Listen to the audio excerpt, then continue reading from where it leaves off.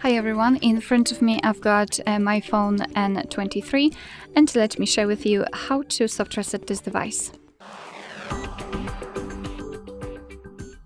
So this operation will be useful if for some reason your device stopped working properly and it does not respond to your touches.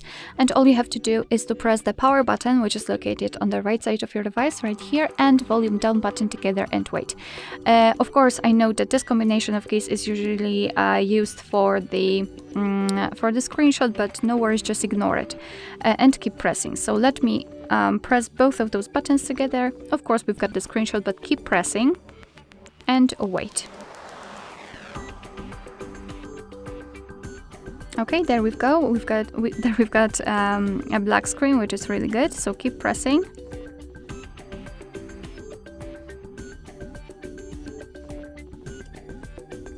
As you can see, in this device we will not have the instant restart, or we will have instant restart. All right, so you just have to wait a little bit longer.